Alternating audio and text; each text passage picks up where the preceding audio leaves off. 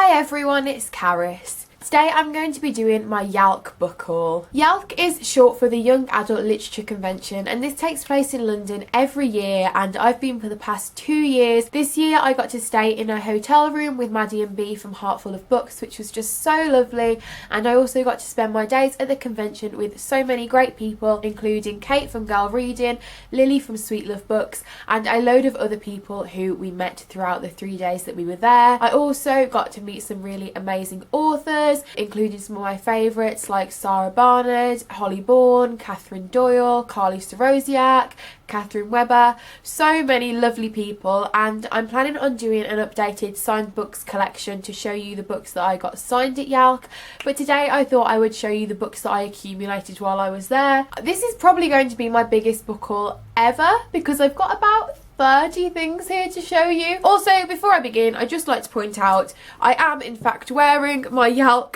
Class of 2017 t-shirt because I don't feel like you can see it in the video, and I didn't spend the money on it for no reason, so let's just pretend you can see the full t-shirt. So I'm going to start off with the finished copies and then move on to proofs. The first 3 things I actually bought before Yalc. I bought them in Waterstones on the day that we travelled to London. What more do you need when you're going to a book con than to go and buy more books beforehand? The first thing that I got was Freshers by Tom Ellen and Lucy Iverson. I'm really glad that I have this. I know it's about university, and as someone who's just graduated, I think it's going to be super relatable. Next, I have Songs About a Girl by Chris Russell because I read the first one and it was really fun, so I thought I'd pick up the second one and take this to get signed as well. Finally, on that day, I have No Filter by Orla Collins. This just seems like a really fun contemporary summer romance sort of book, and the cover's really pretty, so that sold me on it as well. Next, I have 2 things that I bought from the Waterstones in Yalc because these are early releases that I really wanted to get while I was there. The first is A Change Is Gonna Come, which is an anthology of short stories all written by BAME authors.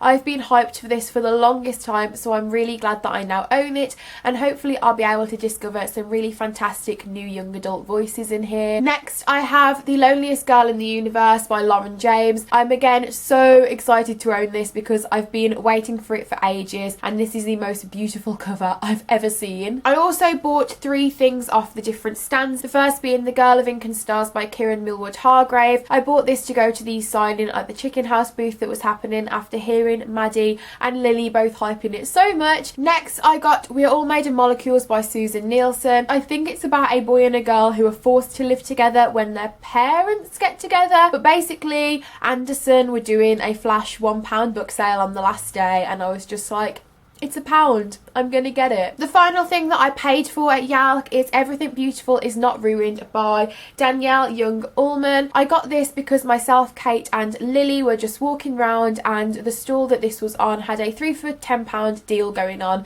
so we all decided to pick up one thing, so this was effectively £3.30, which I think is a really good deal. I also got 2 other finished things at Yalc, but I didn't pay for either of these. The first of which is Tell Me Again How a Crush Should Feel by Sarah Farizan. I got this on the book swap from Hotkey because there were a few things that I had that I didn't want, so I just swapped them there. I got this because I feel like I've been wanting to read it for the longest time, but when I mentioned it to some of the girls, they said that they'd heard really problematic things about it, so I'm not sure what to do. I might read it and see for myself, or probably look on Goodreads and read up on some more reviews on it before I go into it. And the final finished copy that I have from Yalc is Jennifer E. Smith's Windfall. I won this from the My Kind of Book stand. They were doing like a competition with cupcakes, and if you got a certain thing you won a prize, and I won a box full of Soap and Glory goodies, and this was in the box as well. I'm happy to own this because I really like this cover, and I loved all the goodies that came in the box, so I was really happy with my prize. However, I do already own a copy of Windfall as I had the proof edition, but I probably like this one more, and I did go and get it signed, so I'm probably going to get rid of the proof copy now as I didn't love it enough to want 2 copies of it. So I'll either donate it to charity, or if you're in the UK and you want it, let me know in the comments and maybe we can sort something out with like paying for postage or something. Before I get on to the proofs that I got, I thought I'd show you 3 samplers. These are the ones that I'm most hyped about. So first of all, I got a sampler of It Only Happens in the Movies by Holly Bourne. I also got a sampler of The Surface Breaks by Louise O'Neill, and I also got a sampler of Flawed, which is a like joint collaboration novel by all of these different UK YA authors, and all of these 3 three things are like my most anticipated releases of the upcoming months, years. I'm just so excited for them all. On to the proofs that I got. I was really lucky with proofs this year, and I feel like I actually tried to only pick up ones that I was genuinely interested in, but somehow I've managed to come away with even more than last year. But hopefully I'll get around to reading these quicker than I got around to reading last year's proofs. The first proof that I got is actually another one that I got on the Hotkey book swap, but this was something that they were giving away as proofs throughout the weekend, and that is The Arsonist by Stephanie Oakes. I've heard really great things about Stephanie Oakes' other book, so hopefully this one will be equally as good, and it just sounds really intriguing, all about the intricate ways in which different people are connected. Next, I got Invictus by Ryan Growden. Bea really sold me on Ryan Growden's Wolf by Wolf, so I really want to read that, so it's exciting to own another one of her books now as well. Next, I got Water in May by Ismay Williams, and this sounds like it's going to be absolutely heartbreaking because the blurb talks about a girl who is 15 and pregnant, and she thinks that this baby is going to be the only family member who's never left her, and then she discovers that there's something potentially like life-threateningly wrong with the baby. The blurb also talks about a loyal girl crew, and sign me up for all the female friendship books. I normally love that, so hopefully this will be a really strong portrayal of that sort of relationship. Next, I have Lumberjane's Unicorn Power, which is the middle grade novel version of the Lumberjanes comics. I thought it was telling the same story, but apparently it's a completely new story, which is really exciting. I'm reading this at the moment and I'm about 40 pages in so far, but so far it's super adorable. Next, I have The Taste of Blue Light by Lydia Ruffles. This one was a funny one because me and Kate went to a workshop for it because I knew that it was going to be there and I really wanted a copy of it, and we had to do this thing with newspapers and write a story, and I'll put a picture in here because we thought we were hilarious, but I don't think it was as serious a story as some of the other people wrote. Some buzzwords that I know are associated with this are boarding schools and mental health, and those are my two like main buzzwords. Next, I have There's Someone Inside Your House by Stephanie Perkins, which is one of the things that I wanted to grab a copy of the most at Yalc, so I was so happy to get one on the first day. I'm just really intrigued to see how Stephanie Perkins handles this sort of book, as it's a mystery thriller sort of thing, as opposed to the really cute contemporary romance books of hers that I've read in the past. Next, I have 36 Questions That Changed My Mind About You by Vicky Grant. I was just at the Hotkey stand when they were doing this, and I got the notification and you had to like say fish, so I was just like fish, and I was the first one to get it. Basically, this is about a real life psychological study.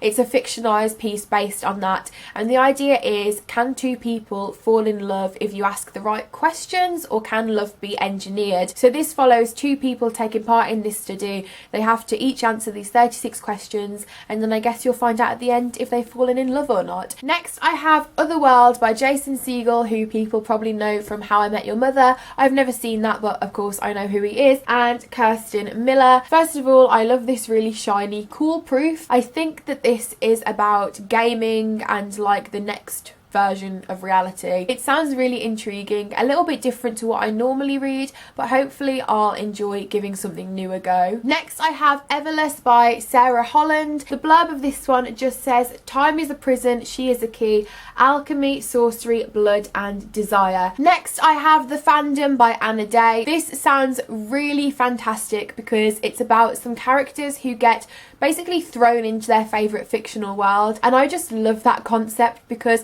I'm sure that's something a lot of us have thought about at some point. I guess some fictional worlds you'd want to be in, but then there's others that I really wouldn't want to be in, so I'm really looking forward to seeing how the characters deal with that situation. Next, I have The Truth and Lies of Ella Black by Emily Barr. I looked this one up on Goodreads because I wasn't really sure what it was about from the blurb. I found out that it's about a girl who's living a sort of like perfect life, and then her family takes her to Brazil, and there she learns some secrets and backstories of her family. I'm really glad that I did look that up because all weekend I was like, when I met Emily Barr in Truro, she told me she was writing a book that was set in Brazil, but this didn't sound like it. But apparently it does take place in Brazil, so if anyone was there with me when they heard me saying that, it does take place in Brazil. Next, I grabbed 52 Pep Talks for Writers. This is written by the executive director of NaNoWriMo. I really want to start writing more. My dream forever has been to get a book published one day, and I feel Yalc every year just gives me that boost to really dedicate some time to it.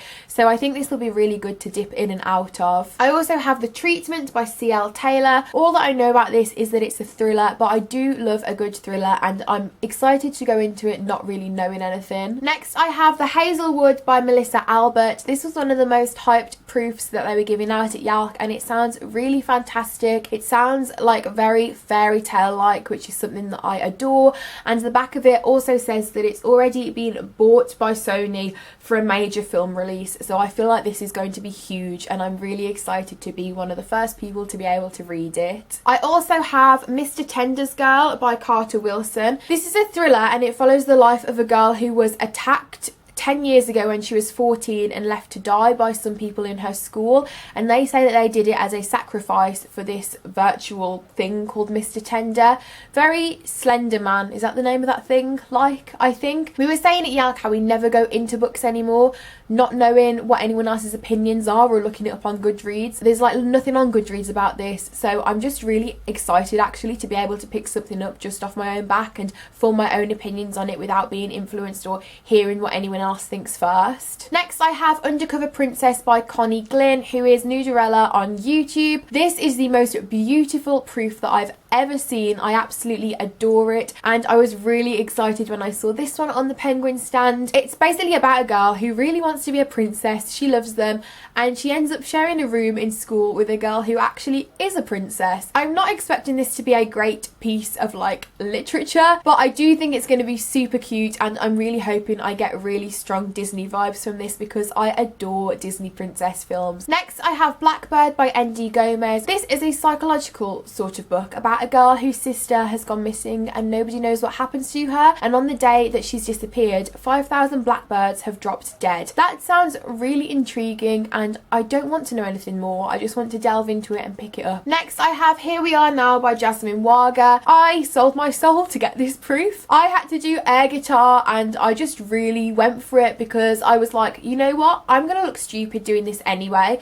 so I may as well just go for it and get the proof that I'd been lurking for all weekend. Last year I had to sing to chapter 5 for a book. This year I had to do air guitar. I really dread what I'm going to have to do next year. I really liked Jasmine Waga's other book, so I really wanted this, and this is such a pretty proof. From what I can gather, it's about a girl who's never had a relationship with her dad, but she knows that he's this famous rock star, and then one day he turns up on her doorstep and tells her that her granddad is dying. He wants her to go and meet him, but this is like a huge betrayal to her mother, so it's going to be all about family and identity, and I'm really intrigued by all of those themes. Hopefully it will be really fantastic and worth the embarrassment that I went through to get this. Next, I have The Beginning of the World in the Middle of the Night by Jen Campbell, which is another absolutely gorgeous proof. I'm sure a lot of people know Jen Campbell from YouTube and her other books. This, I think, is a little bit different to her other books, as it's a collection of short stories and they're all sort of magical and fairy tale like, which sounds absolutely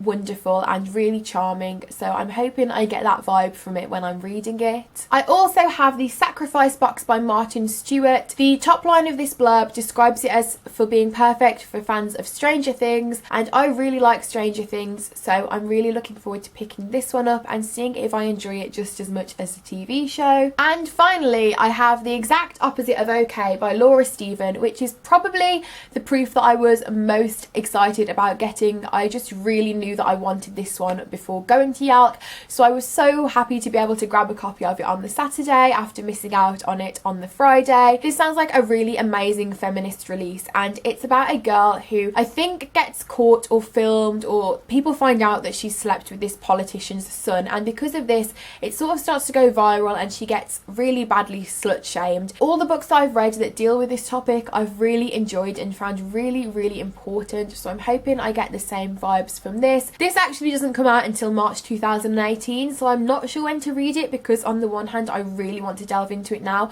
but on the other hand I'm like, do I wait until closer to the time so I can review it then when it's fresh in my mind? So those were all of the books that I got at Yalc. I feel this is going to be a very long video, so thank you if you've sat through all of that. Let me know in the comments if you've read any of these books, if you were at Yalc and picked any of them up, or if you're just excited about them coming out. Other than that, that is it for today's video. Thank you all so much for watching. I hope you all have a great day, and I will see you again next time. Bye!